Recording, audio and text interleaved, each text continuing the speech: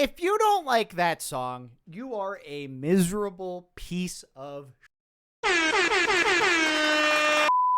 Hello, ladies and gentlemen. My name is Jerry Bees, and today we are getting to an album that has really been on my radar since this channel started. Pretty much after the first couple Radiohead and Taylor Swift reactions that I did, I had written this one down. It's a big name. I've never gotten around to it.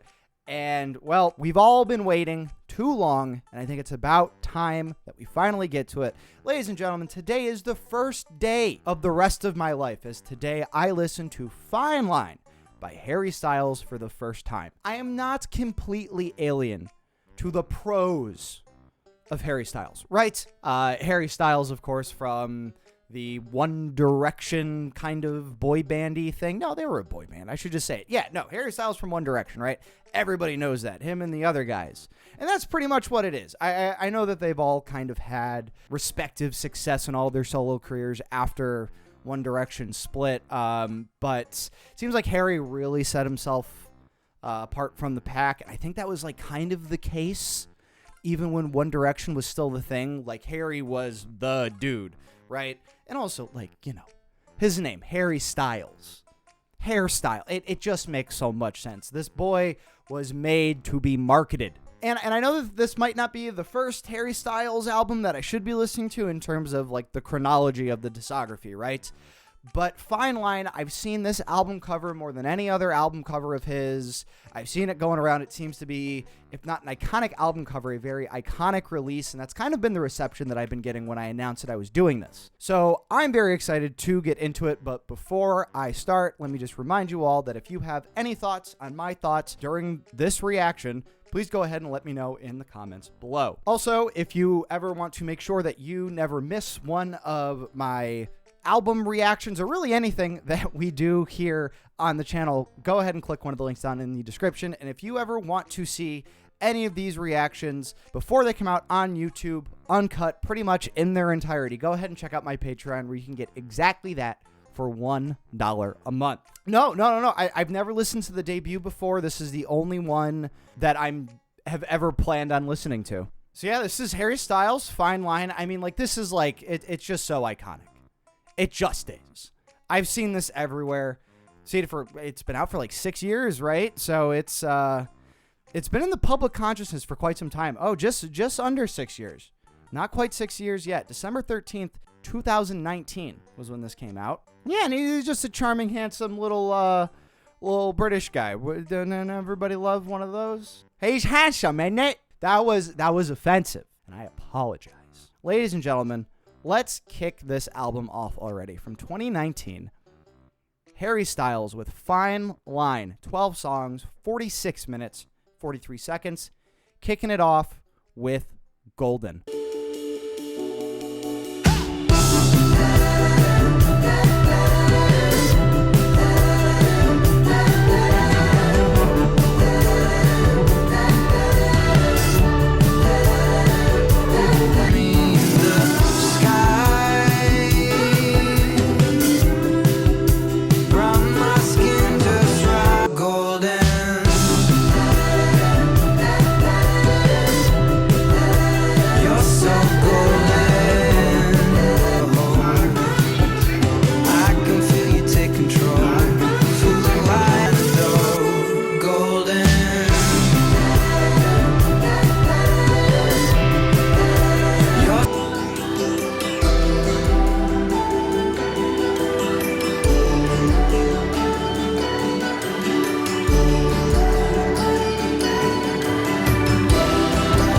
Because I'm so open.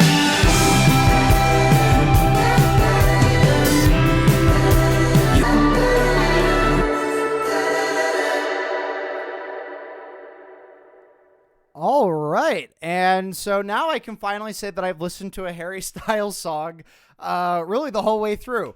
I should have said this at the beginning. There is a song that I think is by Harry Styles that like plays all the time where I work, and I think I've asked, who the hell is this? I like it. And they've said Harry Styles. It wasn't this one, but this one was good. This one was good. I don't really know what I picked Harry Styles to really sound like. Like the one song I know, I can't really recall like the jingle. I just know that it kind of meets my ears in a good way. But so did this. But like not really like knowing like what genre to pin him in. I knew it was gonna be pop, right? But like pop is like such an umbrella term anymore.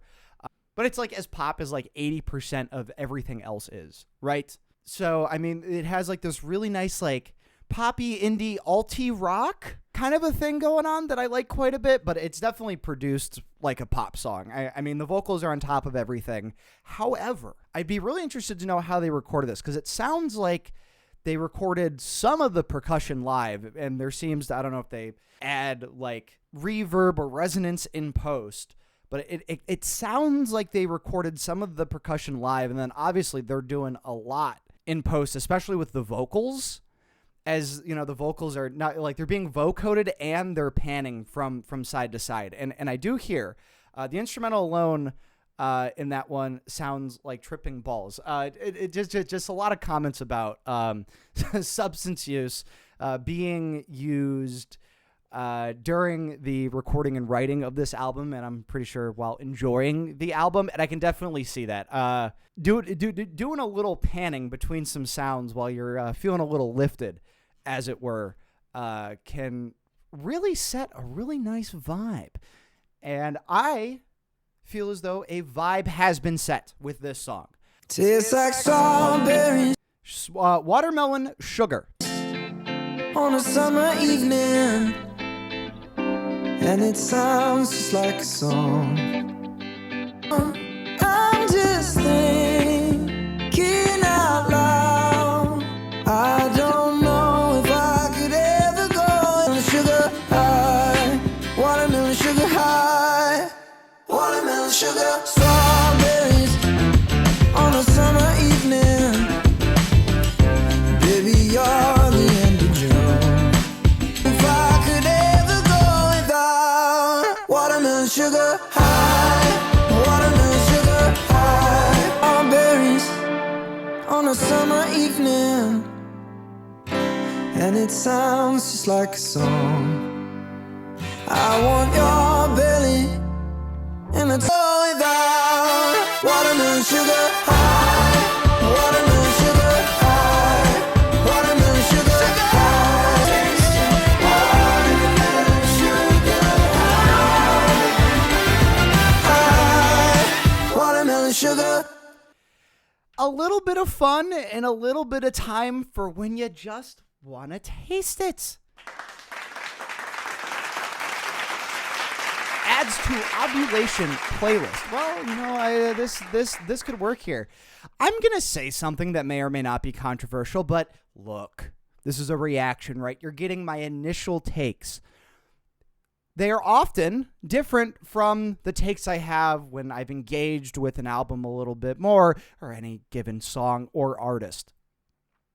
But this is giving me like one level deeper Maroon 5.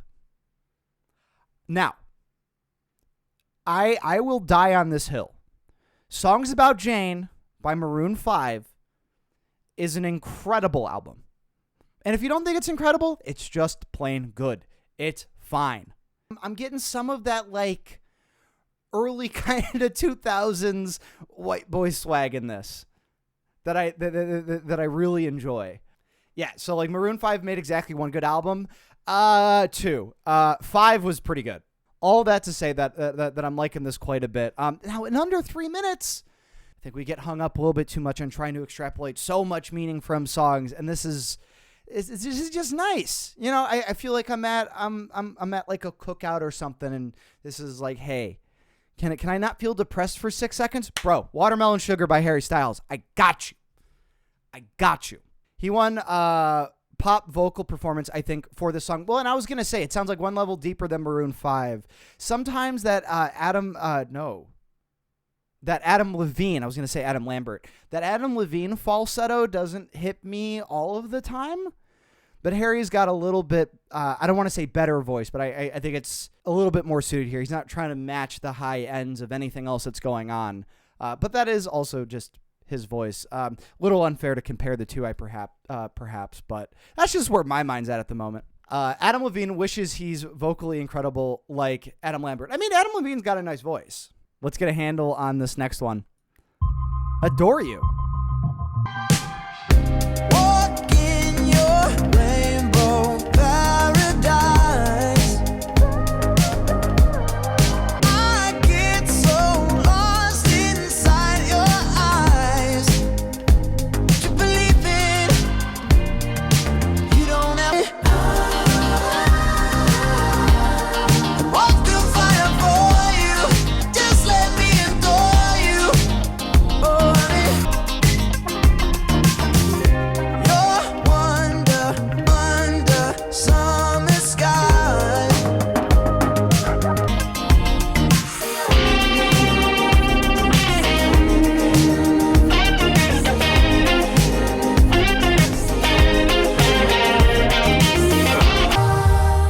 Walk through fire for you.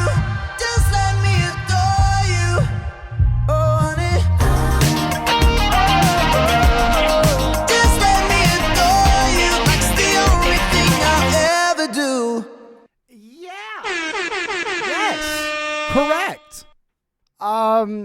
A lot of good things to say about this one, actually. So I love this blend of like psych and funk. You know, I mean, the psych was pretty apparent during like it's the only thing I'll ever do with that guitar sound, and obviously that bass is just coming through. And I'll have something to say about the bass here in a second. But it's this blend of like that, you know, maybe a little bit more detached, a little bit less structured psych sound over this loosey kind of funk sound with that bass, and I'm really enjoying. So you have like that standard like fat pop kick drum going on, but then there's some other percussion that's like going on right in the middle in the background. I don't know if it's bongos, congas. They sound like hand drums, right? Now, I don't know how much of that is like physical instruments or they're pumping that in post. I don't know. I don't care. It sounds good. And like they're also like the bass is on like one side and they're doing shit in the other channel. So on its face, you know, if you were just like hearing this in like the store or something, you go, oh yeah, no, this is a nice fun song. It's got a good tempo.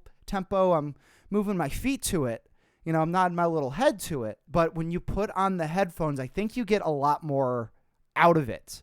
And I'm going to clock one of Harry's influences here, because as I'm listening to this, I can recall a performance I did watch by Harry Styles. He was on the Howard Stern show, and he did a live cover of Sledgehammer by Peter Gabriel. I love Peter Gabriel. I love Genesis. If you ask me which Genesis I liked better, Peter Gabriel Genesis or Phil Collins Genesis, my answer is yes. Big fan of Peter Gabriel's solo career. And, I mean, Sledgehammer was just a defining track for Peter Gabriel in his solo career. And I had heard that Harry Styles had done a cover of it, and it was phenomenal. When I watched it, I was like, okay, it's like this guy, and oddly enough, Dave Matthews. I went to go see Dave Matthews, and he did a great cover of that. But all that to say, this bass tone that I'm hearing here reminds me of Sledgehammer. And it's not on its face, and maybe that's just because I've seen the Sledgehammer video. But, you know, he's a boy from the UK, right? So is Peter Gabriel. So sometimes it's kind of fun seeing that lineage, seeing the pedigree of any artist. And I think Harry's doing enough here to kind of make it his own. Like I said, actually, let's get into who produced the track here. I'm getting composer. I'm not show all. Let me see. Produced by Kid Harpoon. What? Kid Harpoon? Okay, performed by Harry Styles, written by Amy Allen. Yeah, that's fine. Well, this Kid Harpoon guy's great.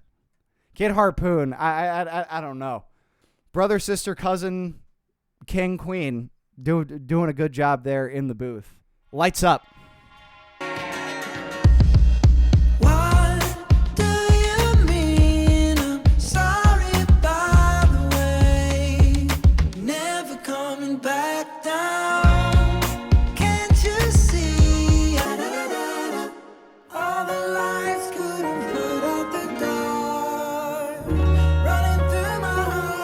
I think he is Frank Ocean.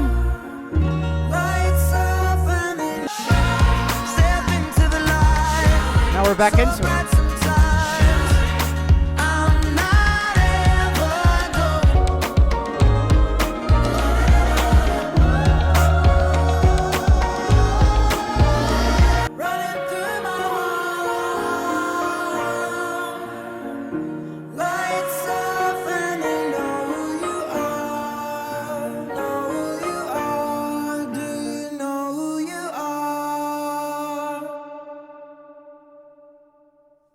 There's more at play here. I haven't quite pinned it down, but there's more at play here. I'm like really excited to like listen to the rest of this album now. Like I'm really kind of hooked on how they're producing everything here, at least for the first 3 songs, and now it's like much more of a composition thing. And I've kind of seen how everything's kind of been layered before. So, you know, in that last song I'm talking about, the funk between the psychedelic kind of stuff, or like psych rock kind of guitar kind of tones. But here it's almost like we're, you know, kind of flip-flopping between 2 different songs. And I don't feel as though like the sounds are clashing. They're doing it for effect. Here, move, here's a nice little danceable beat, but now we want you to kind of think and just maybe stew as I just, you know, la da da da da oh. You know, all like this whole part, you know, all the lights couldn't put out the dark, running through my heart. And that's kind of like it's calling upon something like very emotional and very personal there. And then like when it's poppy, it's still very poppy, but it's like I'm trying to think back to like a very poppy album that we listened to recently. I Man's Best Friend, right? Sabrina Carpenter. It sounded so clean. Everything was just so clean and polished. And there's a lot going on here, and there's a lot of layers. But it's not as like super duper polished, shiny. There's this like, I don't want to like grime's not the right word. Noise. I don't know where to pin it down. I'm like kind of like fooling around with digital audio workstations at the moment to like really try to get a little bit better at, you know, clocking some of the production elements here. And I'm just kind of fascinated by everything that they've been doing so far.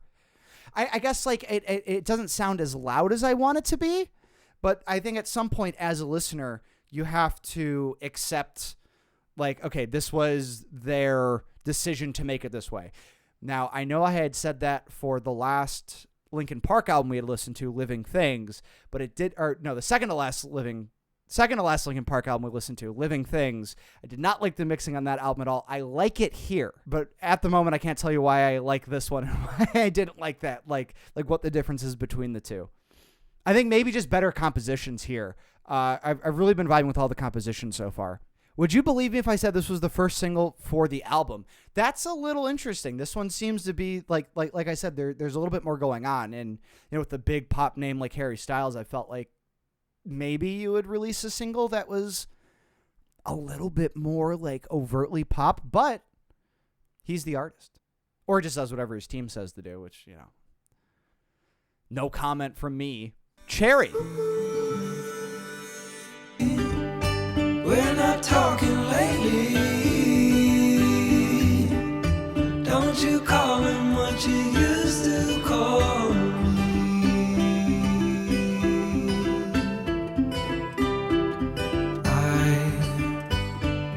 I confess, I can tell that you're at your best. I'm selfish, so I'm hating it. What you used to call me.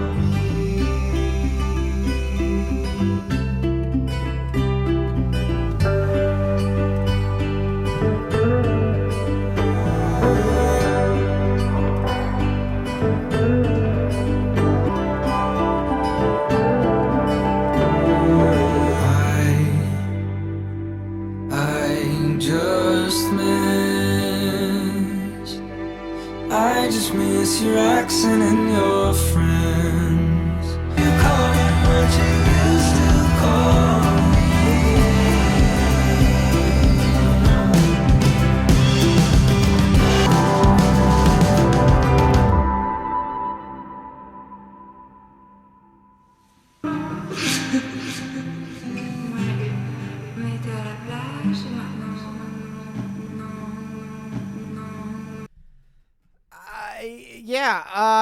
So the vocals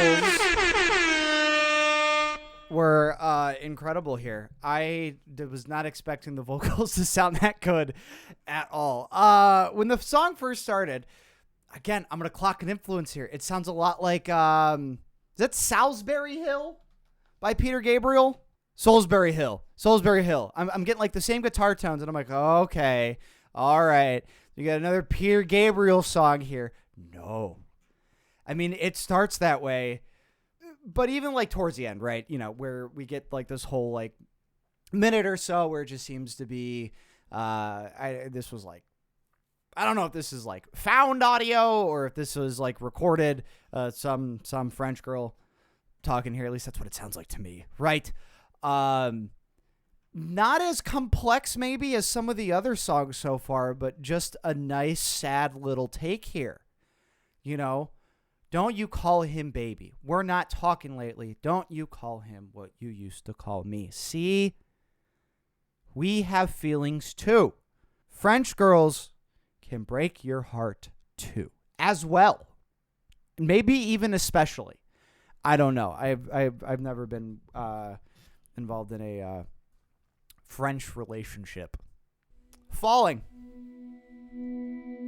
My bed, and you're not here, and there's no one to blame but the drink and my... What am I now? What am I now? What if I'm someone I don't want around? I'm falling again, and I'm falling again, I'm falling. You said you cared. What if I'm out? What if I'm someone you won't talk about? I'm falling again, I'm falling again,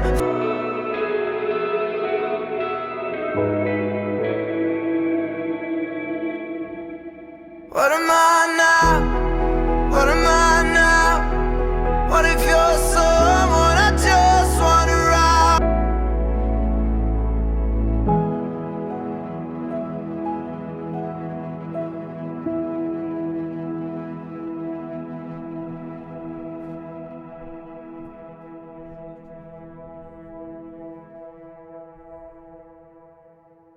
All right, kind of a gentle reprieve there. And if we go, I'm just curious here. All right, yep. So I was gonna say this seems as though this is like the 5th or 6th song. Now there was 12 tracks. Typically, what we see, and I've been doing this long enough. I get to say that now. I've been doing this long enough. To you do start to see patterns in how albums are laid out. You kind of catch this over time. You don't have to be reacting to music on the internet or, have like a, review column or anything like that to kind of gather that most albums are laid out in some traditional ways. And that's the case here. Now, that is not an inherently bad thing at all, but this is a slower, more somber track. The album kind of started off, kind of launched like a rocket, some really danceable tracks. And then it seems as though he's kind of been letting us down gently, because I feel like that there has been this like slower progression. Cherry wasn't the big, wasn't the saddest song, wasn't the slowest song in the world, but it was definitely slower, maybe a little bit more introspective and a little bit more atmospheric than some of the song that started it out. All of that to say that once we get to Falling, I mean, that's just hug a pillow and cry right there, right? That's like, oh man, I used to be with somebody and that was part of my identity. Now, what the hell am I? And so the composition, the tone, the atmosphere of that song perfectly meets the lyrical themes, and it perfectly sets up kind of the pacing for where we are in the album. We're about halfway through. I feel like more often than not, it doesn't have to be exact, right? But, 6 out of 12 tracks right now, we're at a particularly slower song. And I feel as though more often than not, for an album's pacing, that's typically where you put it. Now, if you're like listening to like, maybe like an album by The Locust, maybe you don't get the same kind of pacing, but that's The Locust. You know what I mean? If anybody knows what the fuck I'm talking about, leave a comment. To Be So Lonely, underrated song alert. Well, let's see how right or wrong you could be here. This is To Be So Lonely.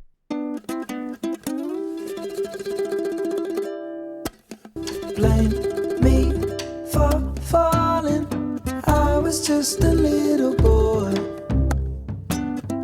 Don't blame the drunk cop. Don't call me baby again. You got your reason. Know that you're trying to be friends. Know you mean it. Don't call me baby again. It's just a trick. And this is it. So I'm sorry. Don't call me baby again. You got your reason. Know that you're a bitch. You can't admit when you're sorry. Don't call me baby again. You got your reason. Be so lonely. Now, this is my first real foray. So this song was introduced to me in chat by being an underrated song. A little bit more context, but what I can say for sure, this song, rated. This is one of the most rated songs of all time. But on a serious note, I do really kind of appreciate, it seems to me like this is like maybe an odder kind of rhythm going on here. I don't know if I can go as far as to say it's an odd time signature, but it's pretty, it's kind of unconventional. Unconventionally timed stomp clap, but it's not, it doesn't stop right there. So like when I'm talking about the composition, I'm kind of talking about all of the different elements and instruments that are brought in and then how they're brought in. So I don't know if it's like a bass or, you know, like one of the lower strings on a guitar, but like I'm hearing like, I don't know if it's fret buzz, but like I'm hearing the string of either a bass or a guitar kind of bumping off of something else. And then real kind of quiet in the mix as the song goes on, you know, we're getting some electric guitar. So again, at face value, I think that this is like, you know, for the bulk of the songs, but especially this one, at face value, it's cool. It's fine. He's got a nice voice, but I'm really liking all of the subtle things that they're including into each song. That's making it more fun for me to listen to. And God, please make it fun to listen to, because you're not having that much fun here, buddy. You know, I mean, it's just very self-deprecating. It's very like, you know, it sucks sometimes because you're like, oh, I'm just an arrogant, you know, son of a bitch. I can't admit when I'm sorry, you know, because I mean, hindsight's always 20/20. So, you know, maybe, you know, you're trying to protect your peace, and then you know that kind of comes at the expense of somebody else, and you're like, well, God damn it. Now I got to write a song. It's going to be a bop, but I got to write a song now. God damn it. All right, so this one's getting hyped up a lot. This seems to be the longest track. No, second longest. Wow, Fine Line's 6 minutes, 17 seconds. This one's coming at just over 6. Here we have She. It's off at school, and he's thinking of you, like all of us do. Sends she lives in daydreams with me. She's the first one that I see, and I don't know why. I don't know. A woman who's just in his head, and she sleeps in his bed while he plays pretend. So pretend.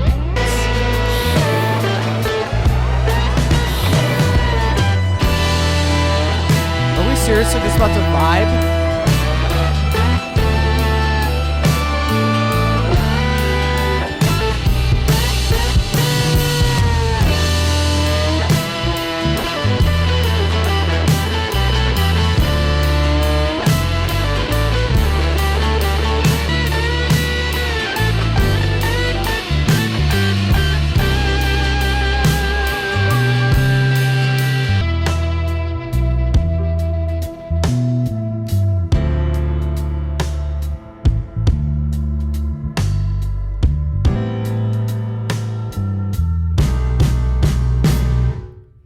So I've been getting back into playing guitar, and this song is like, like one of the best, like psychedelic blues rock backing tracks that you could find on YouTube. You know what? If anybody who plays guitar knows what I'm talking about, if you ever looked up a backing track to like try and practice your soloing on, it sounds like this, but I would be like shocked at like, damn, this is like so good. Compositionally, this one was one of the simplest ones because it's not so much.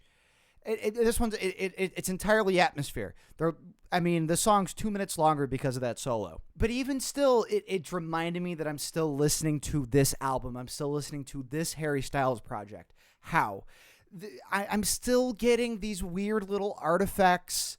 I guess maybe artifacts is the wrong word, but I'm still getting these different elements coming through channels and panning through. For God's sakes, like they recorded or at least mixed some of the toms into different channels. So like as he's kind of doing that drum fill towards the end of the song, I'm hearing do do do do do do do do. And it's a guitar focused song, and they could have turned the guitar up so much more, but I think that would have ruined the appeal of like the calmer, bluer nature of this song. I kind of like this whole idea of, you're living your own life, and then here's this, this lady you got on your mind. Maybe the she here is a metaphor for something else. Maybe just like you are missing, that kind of companionship in your life, and how you don't have it, but she lives in the daydreams. She sleeps in the same bed as you. It's one of these ideas that while it's not in front of you, it still may as well be living with you. Oftentimes, listening to this, I'm hearing things that I do enjoy, and I like how if it's the guitar or a specific kind of percussion coming in, how they included it, but there is this really, dare I say, fine line of restraint that you have to demonstrate sometimes, or else you're missing out on not necessarily the tone of the instruments themselves, but the tone of the album, the feeling, how it's all kind of colored. And so far, this is very consistent throughout. This is it like the production on this album is just rock solid. Say that again. No. Actually, he already said it. I agree. She is a concept, not a person. It could be a person, but it's not giving me enough to say that necessarily. And I kind of like this idea of maybe, just being the, is it the object of your desires? Is it some like more profound sense of fulfillment? I don't know. It's time for Sunflower Volume 6. Sunflower, my eyes want you more than a melody. Let me inside. I don't wanna make you feel bad, but I've been trying hard not to talk to you.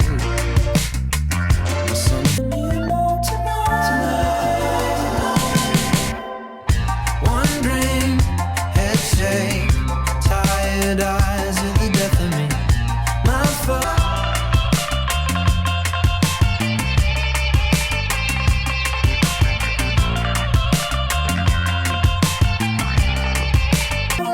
In the kitchen like it's a dance floor. I could want you and you know tonight.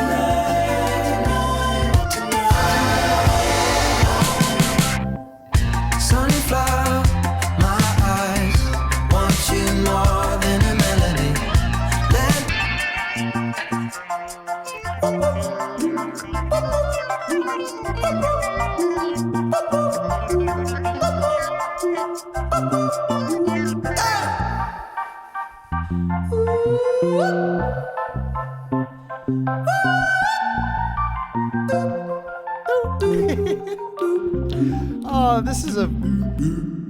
This was a fair bit of fun. I enjoyed that.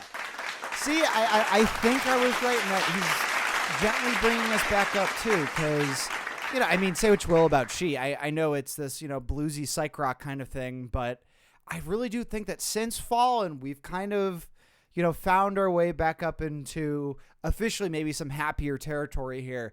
Now, I think with the last 3 songs, it can go either way here, but I think now this has officially become a wave of sorts. We've been through the peaks and valleys of it all. Now, I need some devotion to accuracy for a question I have in my head. Let's see. When the fuck did this album come out? The Sunflower by Vampire Weekend. I believe it also came out in 2019. I could be wrong, though I'm pretty sure it came out in 2019. Maybe 2018, because I just think Sunflower, and then I think back to either of those years, and I just think of this fucking beater of a track from Vampire Weekend. But hey, we're talking about fucking Harry Styles here. No, this one, it like I said, it was a fair bit of fun. Somebody clocked this, rightfully so, here in chat, that, you know, it sounds like the guitars are kind of laughing, and it does kind of sound like that, you know, the higher tones of the guitar right there, and they're just playing it like really fast, as, you know, it kind of sounds when somebody's laughing. And I think that that's just another notion of some of the voicing that I really like in this album. Voicing is really just, you know, how you play your instrument. So you could be playing the same notes, but you can play those notes in different ways. So like earlier when I said that there seemed to be like, whether it was either fret buzz or, you know, they're having the string kind of vibrate off of like their finger, you know, you can achieve different sounds by doing different things with the guitar. This album, more than anything, and I think I finally found the word for me, is deceptive. And maybe that's my own expectations coming in, knowing that Harry Styles, you know, this, you know, pop forward boy band group. And I know that he's kind of taken things to another level, but that's it. I don't know what that level is, or at least I didn't know before I started listening to this. And even so, a lot of it's straightforward. It's just like, hey, here's the bass, here's the beat, here's a guy who has a nice voice, have fun. But there's way more to it if you want something out of it. And for me, here, it's in the production. Sometimes it's a little bit more in the lyrics for some artists, or it's in the instrumentation itself. And I think you get a little bit of both worlds between the instrumentation and the production. And I think with anything, you can go as crazy as you want to with production. But the interesting things that I'm hearing out of the instrumentation, they're not necessarily at the forefront, which just kind of leads me to believe that, like, okay, here's this, but if you really want more out of it, all you got to do is put a pair of headphones on, or if you got good speakers, I don't know. Sunflower. See, now this one's just catchy as shit. I'm not even about to move on, and it's still just stuck in my head. Now I'm looking at the lyrics. He's actually storytelling in a really subtle, beautiful way. I guess I didn't catch that so much. I will be completely honest with you. A lot of the lyricism, I wouldn't say it's bad to any degree. Maybe it's a little bit too general for me to like maybe apply my own experiences to, or to get maybe some more out of it. It's not bad to any degree, but I guess how much it's speaking out to me over anything else that I'm listening to, you know, and you got to keep that in mind. You know, I can't pay attention to every single element of a song. I do my best to kind of get as cohesive and comprehensive a view as I possibly can. All right. Canyon Moon.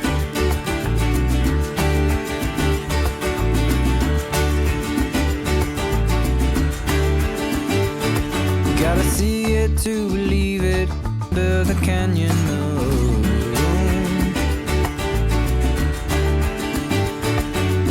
The world's happy waiting, doors yellow, broken blue. I heard 2 weeks and I'll be home. Carry the feeling through Paris, all through Rome. And I'm still thinking back to the time under the canyon. When, oh, I'm going, oh, I'm going home. Oh, I'm going, oh, I'm going, oh, I'm going home. I'm going, oh, I'm going. If you don't like that song, you are a miserable piece of shit. No, for real. I mean, this one was. It's just fun. I'm getting a lot of Paul Simon influence out of this, more than like anything else. This is giving me like really fun, like Graceland, maybe later Simon and Garfunkel kind of vibes here, but not in a way that's like so derivative where I make the case for, a lot of the sounds and compositions coming out of, like, let's say, Sabrina Carpenter. I'm just saying from another pop album that we had listened to, and it's even more recent, where, she does wear her influences on her sleeves, but you could definitely make the case that it's very derivative. But if it sounds good, it just sounds good, and it's to have fun. Here, I'm hearing the influences, but I don't get this sense that it's as derivative, and I don't know what that is. Maybe because there is like so much shit that sounds like this, to where at that point it just comes back to, well, what's Harry bringing to the table? It's multi-tracked vocals. He's harmonizing with himself here, but this has been a staple of his album, and I'm pretty sure it's a staple of Harry's work in general. It's this like it buttery smooth. I know I've said that Lana Del Rey has dulcet tones, the dulcet tones of Lana Del Rey. But in trying to explain Harry Styles' voice, it's confident, but it's not overbearing. It's soulful, but not grandiose. It's smooth, but not without its edges. Smooth edges. Let's head into Treat People with Kindness. Maybe we can find a place to feel good, and we can treat people with kindness. They'll sing a song for us, and we'll go on. Maybe we can find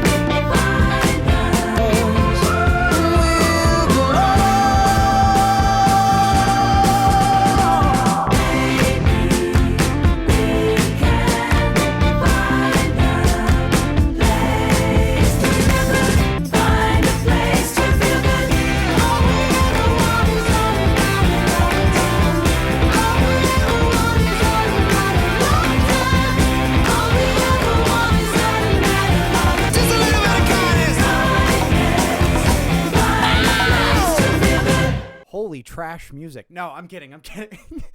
For context, anybody who missed that, we banned somebody earlier in chat for saying that during a really good song. I get this sense, actually, I'll just quote somebody who kind of clocked my opinion on this pretty early on. This is coming from Casey here in the chat. I'm tempted to slander the song, but I'll refrain this time. The music is good, even though I don't like the bandstand chorus. And I'll be honest with you, that's the first thing that took me out of this song. But this is the second to last song on the album. This is the only one that I feel has kind of missed me at all. And something about that chorus immediately, like out the gate, it's just separated the tone from the rest of the album up until this point has been so consistent. This one just falls a little short for me, but it sounds good as like a backup theme song for Arthur. It honestly feels like they were commissioned by like PBS. Like, hey, we're going to do Arthur again. Can you guys like come up with a theme song? And then this is what they turned in. PBS said no. And so they're like, well, we got to put it on something. We got to get a return back somewhere. Yeah, this is for Arthur 2. Aardvark Revenge. It's very Magic School Bus. Yes, exactly. It's find a place to feel good. I mean, maybe you could make an argument that it's supposed to be like especially satirical, like, oh, shiny happy people, REM kind of a thing, where, there's this like sense of, plastic, like the sense of like plastic compassion, I guess, where like, oh, we all need to feel good and hold hands without actually like doing any of the work to like achieve that. But I just haven't really taken, societal and social commentary as a lesson learned from this album so far, at least.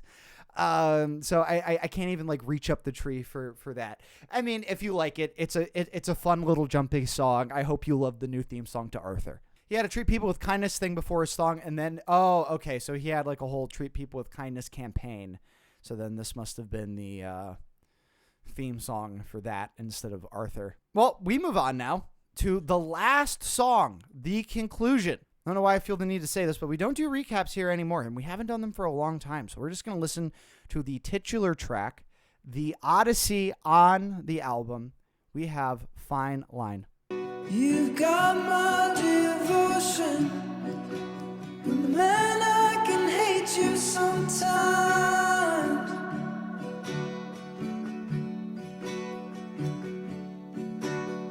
We'll be a fine line. We'll be a fine line. We'll be a fine line.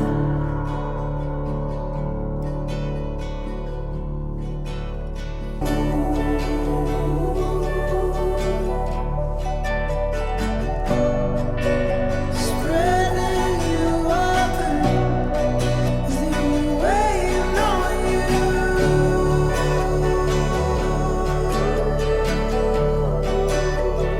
We'll be a fine line. We'll be a fine line. We'll be a fine line.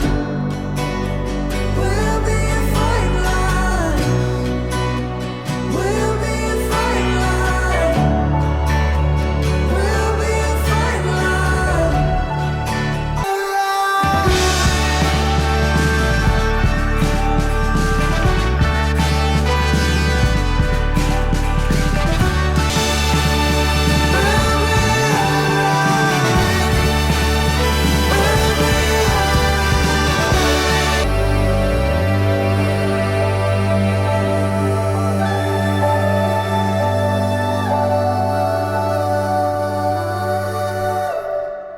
All right, so that was the titular track and the conclusion to Fine Line, and I'm gonna say this right now. There's this idea that we talk about, and it gets executed a lot, in a lot of the albums we listen to sometimes. In that sometimes the last track isn't of high tempo, it isn't a pop bop, if you will, but something to stew in. Ladies and gentlemen, this is end of the album stew, hot and ready, slow cooking. Sometimes I feel as though that's the right way to think about it. Because a lot of the time on a lot of albums, this is about how they end. However, this one built up in a way and used the 6 minutes, over 6 minutes that it had quite well. And I think somebody said it best right here. Georgia said this, and I got to agree. I love when a repeated line that feels like the meaning emotion is changing the more it's said. I've mentioned this band before here on the channel, but it's one of my favorite groups, one of my favorite albums. Titus Andronicus, they have this album called The Monitor. Absolutely terrific. And there's this one line in one of the songs that repeats for I think it's 90 seconds or however long it starts until the song ends. Something about you will always be a loser. And then that just plays and plays and plays. Starts out really somber, but kind of like this, builds into a way that you feel more accepted by it. You've kind of understood that you'll always be a loser. Or it could be something like right here where maybe it's, we're not necessarily happy with the fact that we're on a fine line. This relationship can go either way, and then it's just going to fall completely off. You might be able to look at it this way, as towards the end of it, we'll be all right. So we're always going to have, some issue, some turmoil, but it will be all right. It might be a fine line, but this balance would be off without you. And that's how I interpret that. And, for an album that I haven't really gotten a lot of the lyricism to hit me in ways that, maybe I really love, or in ways that I might have a little bit more to talk about, again, lays its ideas out and chooses when to go into those musical moments very wisely in 6 minutes. In 6 minutes, you are allowing yourself a inherently larger canvas to kind of tell your story or to paint this picture. And, given that it's the end of the album, it's an easy way to do it. It's a common way to do it. Just kind of going slow, maybe allowing us to, be let down gently once again, the peaks and valleys of the album. Although I just thought that this one was handled quite well. With that being said, let's just get to the conclusion part of the video. I was rather impressed with this. I think what I was more impressed with than anything else, the thing that stood out to me the most was the production. This Kid Harpoon, I don't know if they were on every track, but their influence was felt. You know, again, at face value, you get these very accessible kind of alt rock at times, indie at times, but, you know, altogether very accessible pop sounds with some zhuzh, with a little bit of interest when it comes to the subtlety of some of the elements and how they're brought in. Maybe another line of percussion, maybe including electric guitar where you wouldn't normally include it, but kind of foregoing that idea that that an electric guitar has to be at the forefront of the sound. No, put it in the background. Create more space for this. And, you know, coming in at 46 minutes, it's not the shortest album you've ever listened to. It's not the longest.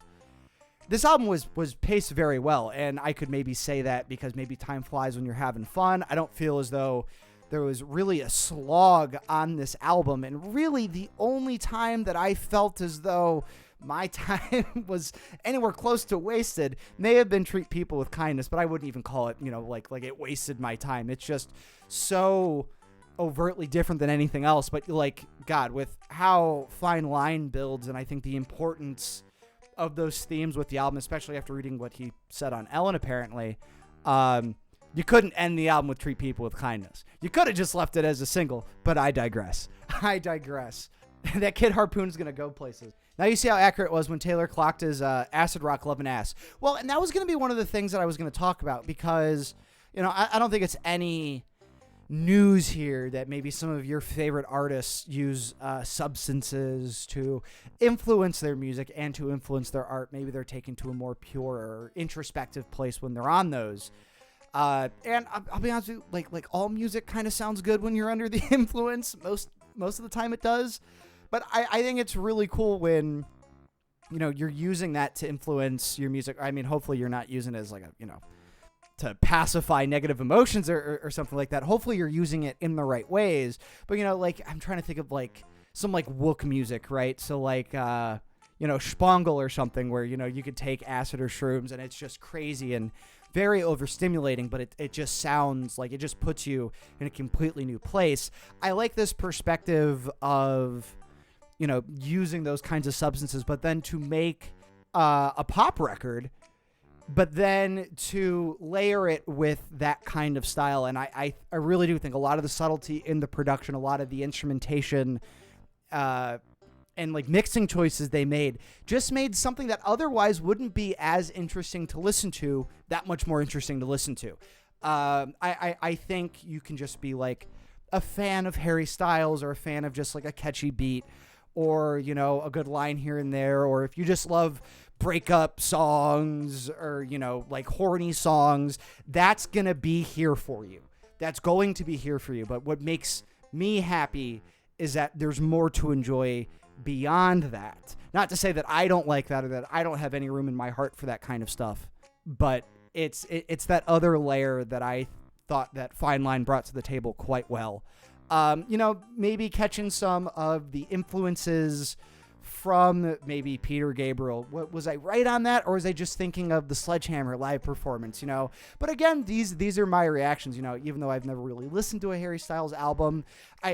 Look, you got to be living under a rock if you don't know anything about Harry Styles. I can tell you this right now, I didn't think about One Direction a single time. The only thing that I got out of it, you know, as far as like influences, was just other artists that I absolutely adore. And again, I think it's fun to kind of see that lineage and that pedigree fall through to new artists. I know this isn't the newest album in the world, but you get my point.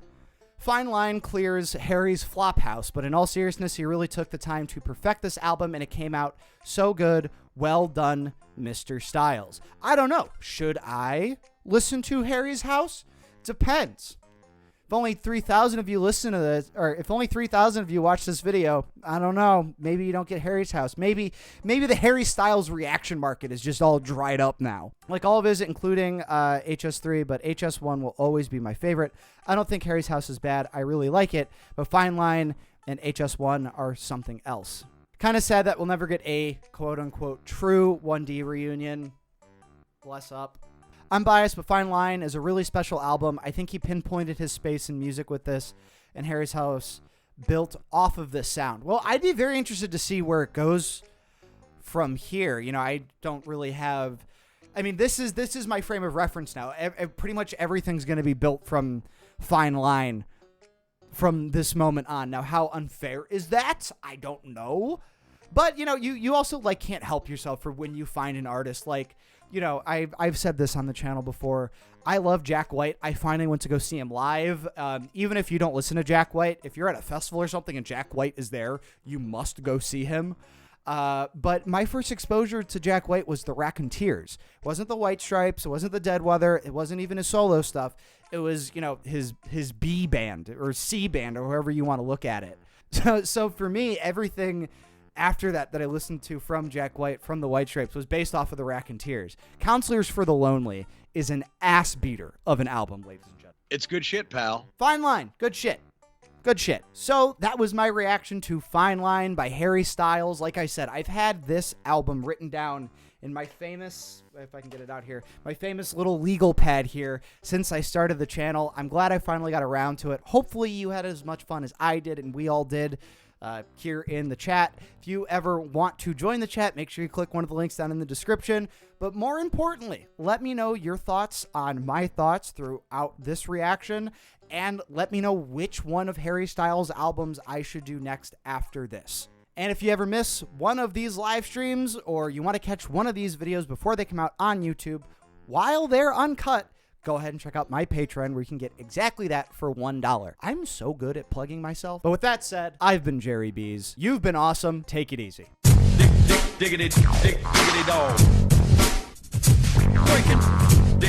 Diggity dog.